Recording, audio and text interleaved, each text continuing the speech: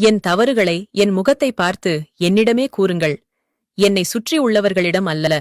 ஏனென்றால் என் தவறுகளை நான் தான் திரித்துக் கொள்ள முடியும், மற்றவர்கள் அல்ல. கோபக்காரர்களின் குணம் குழந்தையைப் போன்றது. அழத் தெரியும், அடம்பிடிக்க தெரியும். யாரையும் ஏமாற்றத் தெரியாது, யாருக்கும் துரோகம் இழக்கத் தெரியாது. ஏமாற்றியவர்களுக்கு நன்றி சொல்லுங்கள்.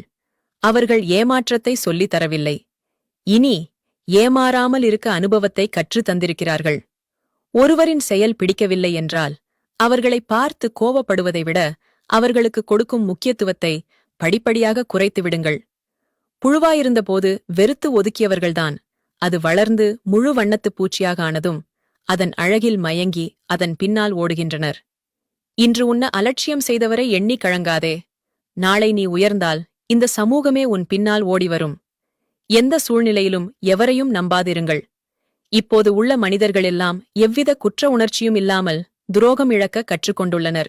துரோகம் என்பது கத்தியை விட கூர்மையானது. அதைக் கொண்டு மற்றொருவரை குத்தும்போது சுகமாகத்தான் இருக்கும். அதே கத்தியைக் கொண்டு வேறு ஒருவர் இவர்களை குத்தும்போதுதான் தெரியும் இவர்கள் மற்றவர்களுக்கு கொடுத்த துரோகத்தின் வலி எவ்வளவு கொடூரமானது என்று. உங்களுக்கு துரோகம் இழைத்தவர்களை நீங்கள் நேருக்கு நேர் சந்திக்க நேர்ந்தால் அவர்களை உங்கள் புன்னகையால் உடைத்து எறியுங்கள். கூனி குறுகட்டும் துரோகங்களும் உங்களுக்கு துரோகம் செய்தவர்களும். குற்றத்தை மன்னித்து விடலாம், துரோகத்தை தான் மன்னிக்க முடிவதில்லை. ஆனாலும் நடுத்தெருவில் நிற்க வைத்தாலும் யாருக்கும் துரோகம் செய்யாத சில நல்ல மனதும் சிலருக்கு இருக்கத்தான் செய்கிறது. மனம் மரணித்துப் போக வழிகளும் வேதனைகளும் தேவையில்லை. சிலர் தரும் ஏமாற்றமும் நம்பிக்கை துரோகமும் போதும். யாருக்கும் எந்த சூழலிலும் போலியான வாக்குறுதிகளை மட்டும் கொடுக்காதீர்கள்.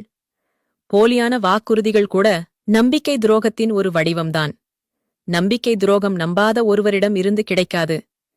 நீங்கள் அதிகம் நம்பியவர்களிடம் இருந்து மட்டுமே கிடைக்கிறது.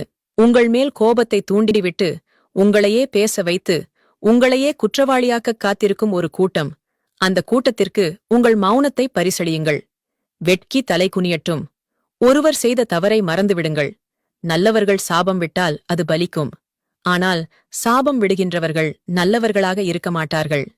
சந்தோஷமாக இருக்க ஒரே ஒரு வழி, எங்கே உங்களுக்கான மரியாதை குறைகிறதோ அங்கிருந்து விலகிவிடுங்கள்.